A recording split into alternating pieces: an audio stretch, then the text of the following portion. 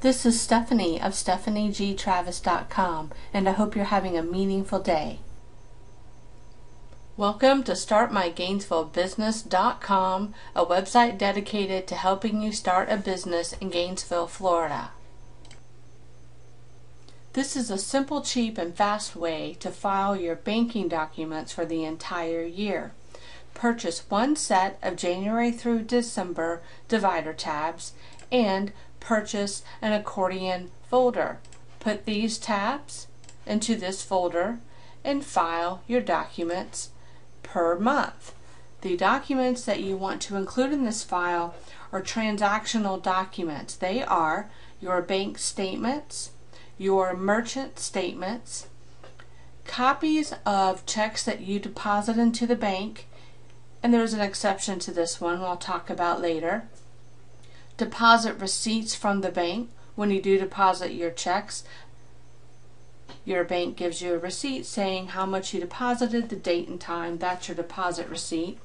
Any NSF checks that you may have written, it happens to us all, or any NSF checks that you receive from your customers and you're going to keep, and any voided checks, and deposit correction notices from your bank or any type of other transaction correction notices from your bank. What you don't want to put in here are letters from the bank about their privacy policies, or a notice from your bank that your service charge is going to go up.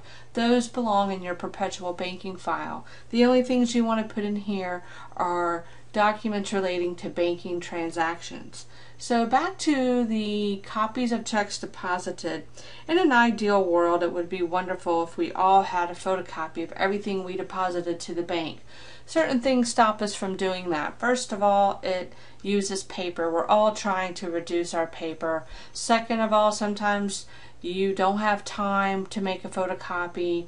Another reason is that you may have hundreds of customer checks a month that you deposit.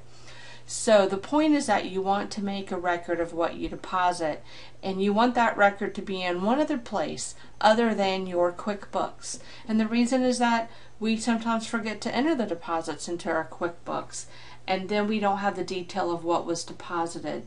So the three options are photocopy everything you put in the bank, the least desirable, scan everything you put in the bank, or you can make a note of it on your deposit cover sheet. When you go to the bank, usually you have a deposit slip that has your company name, your company bank account number, and the date and the place for the total deposit, and a lot of lines for you to list the items that you're depositing. And this gives you a chance just to list some documentation of what you're putting in the bank. So again, your bank statements do not have images of items deposited, and I think you should have one other record of what you deposited to the bank other than an electronic accounting program such as QuickBooks.